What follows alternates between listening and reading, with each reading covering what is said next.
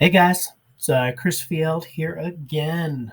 And you may be wondering why I'm talking about Norway so much. Well, it just so happened that as I considered it a fantastic country for me personally to look into for some global technology, my group agreed. And so we are continue talking about it again today.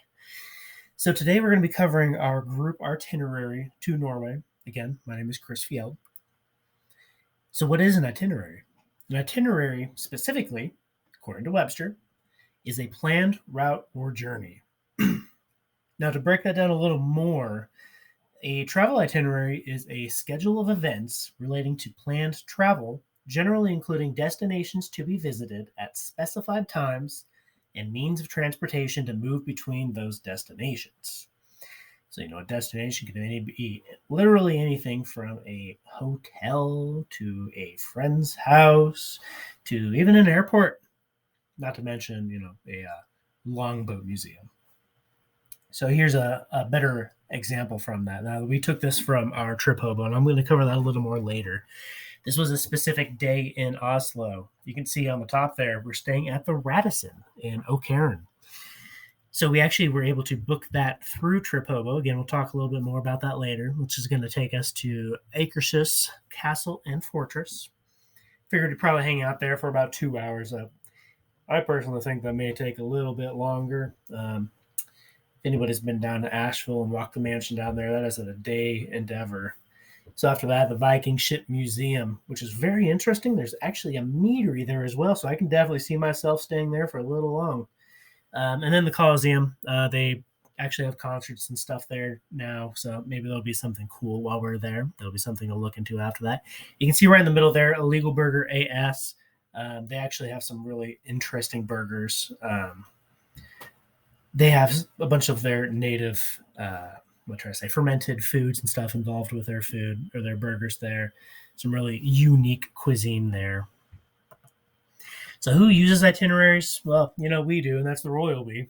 All people do, even in day life when chronicling what a day will hold. Think about your work schedule or day to school.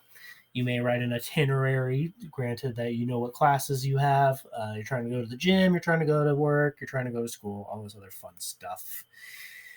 So to bring that a little more applicable to this kind of thing. In this capacity, educators and planners, we facilitate professional resources like Trip Hobo to more accurately document our travels ahead of time and maintain a schedule in order to see more sites. But why would we? It's not hard to see an itinerary can be used to maximize time and effort in a trip. They can be used to keep people honest in that they think they can do day to day. And that can also help to prioritize events over others in the case of overlap due to unforeseen overlapping. Where do we use these? Itineraries and other tools are used everywhere. The first thing that came to mind was churches. They use them to coordinate any sort of outing, maximize time, maximize effort, maximize money. Schools, in our case here, personal vacations. I recently used one for my wife and I in Vegas. There was so much we wanted to see. We had so very little time, and we still wanted to have plenty of free time if found it necessary. Not to mention, as I mentioned earlier, in business capacity, time is literally money. You can plan what you do minute to minute. When should we pull them together? An itinerary should be considered upon the initial thoughts of a trip. It can be revised, added to, or taken away from at any time, but as hard plans are made, flights are planned, hotels are paid for, parts of it become concrete and immutable. A very fancy way of saying unchangeable. So I want to talk a little bit about Trip Hobo real quick. This is just a sample from ours. So you can see this would be our day 4 through 7, so the later half of our week. You can see we're staying at a specific place in Oslo here. It's got our total cost there. We did find this through TripHub. I was going to say booked, but we're not going. And we got everything else on here. We've got the Oslo Cathedral. It is gorgeous. It was built in, I believe, the 1200s. The Maritime Museum, not to mention the Longboat Museum. We have a kayak trip planned on here, all sorts of interesting stuff. All of this was planned specifically through Trip Hobo, and 90% of it can be planned on there as well. Well, I appreciate you taking the time to watch this. Hopefully this helps. Well, take care.